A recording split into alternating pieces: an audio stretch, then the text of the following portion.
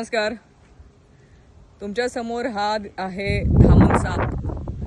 हा rat snack पण याला म्हणतात. हा शेतकऱ्यांचा मित्र म्हणून देखील ओळखला जातो. आपण बऱ्याच ठिकाणी बघतो की या दिवसांमध्ये सापामुळे अनेक लोकांचा सर्पदंशामुळे मृत्यू होतो. पण हा जो आहे याला शेतकऱ्यांचा मित्र देखील म्हणतात, कारण हा शेतीमधले उंदीर असतील, घूस असतील किंवा आपण या जिथे जिथे जे जे काय नाश करू शकतात किंवा नासाडी करतात शेतातल्या पिकांचं, त्या सगळ्या गोष्टी खाण्याचं हे काम करतं आणि यांना त्यासाठी ह्या सापाला सर्पमित्र देखील म्हणतात. हा बिनविषारी साप आहे. हा खरं ॲक्च्युली शेतकऱ्यांना खूप मोलाचा आहे, म्हणजे त्यांच्या शेतीचं नुकसान होण्यापासून वाचवतो. पण लोकांना गैरसमज, सापाबाबतीतली असलेली भीती, त्यामुळे ह्या सापाचं माहिती नसल्यामुळे हे अशी साप मारल्या जातात. आणि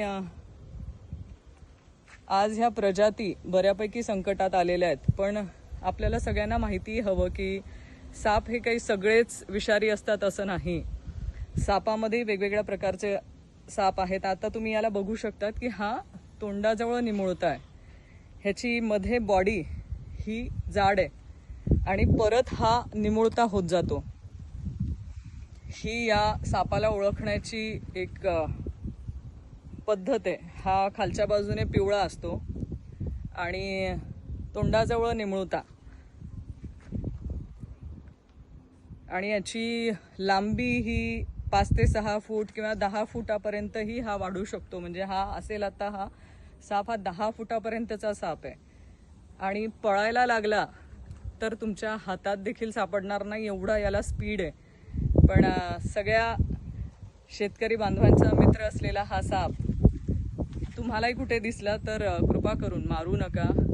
विषारी नाही. त्यामुळे साप हा आपला मित्र आहे आणि त्याला जे विषारी साप आहे आणि जे बिनविषारी साप आहे ह्याच्यामधली ओळख आपण केलीच गेली पाहिजे. त्यासाठी हा साप आपल्या सगळ्यांसाठी समोर मी दाखवते. पहिले बघा, इथे निमुळता, नंतर जाड होत गेलाय आणि परत निमुळता. त्याचे शरीर पण बघा किती सुंदर आहे.